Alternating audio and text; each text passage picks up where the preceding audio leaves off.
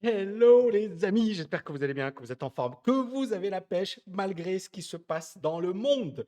On voit le pétrole qui dépasse le niveau des 85 dollars. C'est le plus haut niveau depuis le mois d'octobre. On a des grosses tensions géopolitiques, je pense que vous le savez. On a un haut dignitaire iranien qui vient d'être assassiné par Israël. On a des drones ukrainiens qui attaquent des raffineries russes. Bref, la totale, les amis, la totale, la totale, la totale. Et justement, est-ce que l'Iran va répondre? L'Iran dit qu'ils vont se venger. Est-ce que ça risque de s'enflammer? Est-ce qu'on va avoir un impact régional? Est-ce qu'on se dirige vers un conflit plus grave? Clairement, il va falloir être vigilant parce que ça peut déraper très rapidement. Personne ne s'attendait à ce que la Russie attaque l'Ukraine, mais personne. Même les Européens disaient non, non, on n'y croit pas, etc.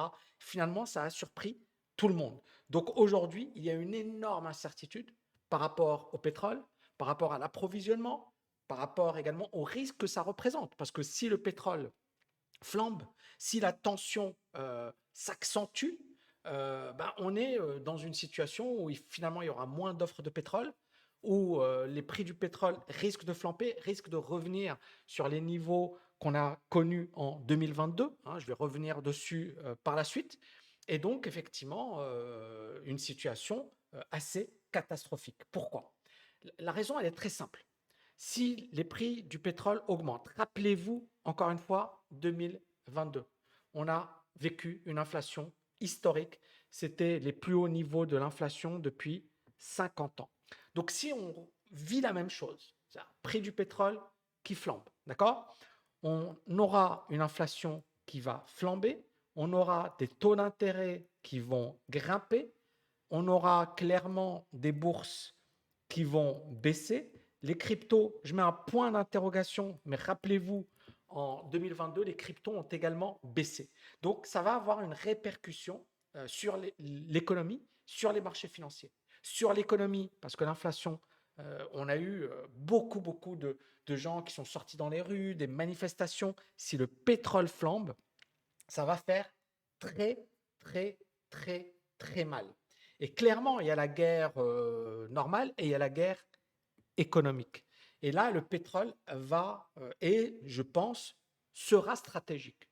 Donc, au-delà des marchés financiers, il faut prendre en compte également le côté économique. Et bon, j'ai déjà fait des vidéos sur le sujet, mais les dettes, que ce soit en Europe, aux États-Unis, les dettes sont records. Les pays ont vécu au-dessus de leurs moyens. Donc, si les taux d'intérêt flambent, la charge de la dette va flamber. On parle de la France qui a un déficit public record. Mais imaginez si les taux d'intérêt continuent d'augmenter, je pense que ce sera catastrophique. Catastrophique. Et le pétrole qui a pendant des mois et des mois et des mois évolué entre 75 et 85 dollars, aujourd'hui vient de taper le niveau des 89 dollars. Alors, on a clairement de la marge. Hein. On ne va pas dire que c'est la cata, etc. Non, non, non. On a de la marge. Regardez, le pétrole, il est là. Mais en 2022, on avait tapé ce niveau. Ça, c'était l'invasion de l'Ukraine par la Russie. D'accord? Et là, regardez, on est ici.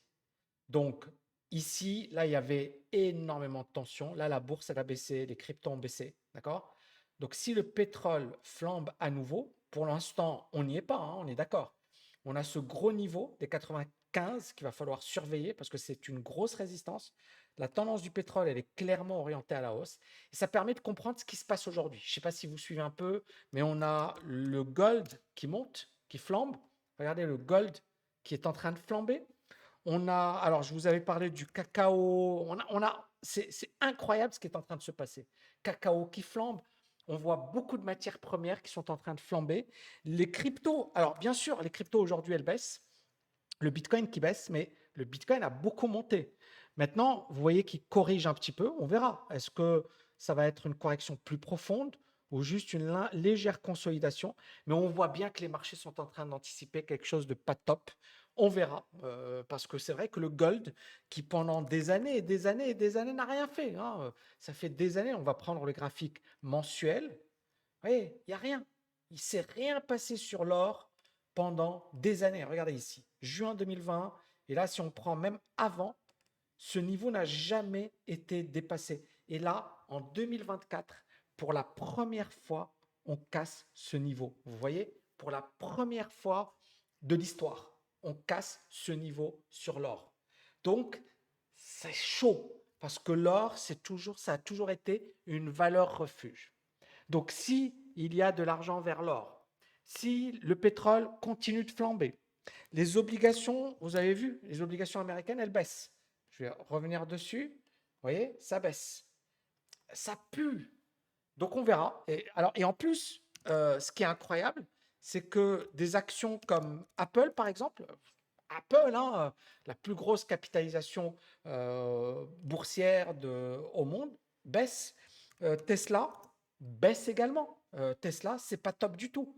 Bon, il y a les ventes, etc. Bref, on est en train de vivre un moment charnière. Alors, maintenant, attention, je veux juste vous dire mon avis par rapport aux indices boursiers. Le Nasdaq est toujours haussier. Le SP500 est toujours haussier. D'accord? Vous voyez, la bourse est pour le moment toujours haussière. Maintenant, il ne faut pas oublier une chose. Regardez, on a fait une hausse incroyable depuis là. On a fait 27% et depuis les plus bas, la bourse a progressé de 50%. Je parle ici du SP500. Il y a eu une correction, mais là, par exemple, depuis le mois d'octobre, on a eu une hausse de 27% sans correction. Regardez, il n'y a jamais eu de correction. C'est incroyable. Jamais eu de correction. Donc, est-ce qu'on va corriger? J'en sais rien. Je ne suis pas Madame Irma. Pour moi, ma stratégie, elle est simple. On a une divergence baissière qui est assez marquée. On a clairement des niveaux charnières. Pour moi, je surveille ce niveau des 504 sur le SP500. Soit on consolide légèrement et ensuite on repart à la hausse, soit on casse ce niveau et là on rentre dans quelque chose qui pue. Il va falloir surveiller le niveau des 504 étroitement. Les amis, j'espère que vous avez kiffé cette vidéo. Si c'est le cas, faites-moi exploser des likes. Dites-moi en commentaire si vous kiffez ce type de contenu et je vous dis à bientôt. Ciao, ciao, ciao.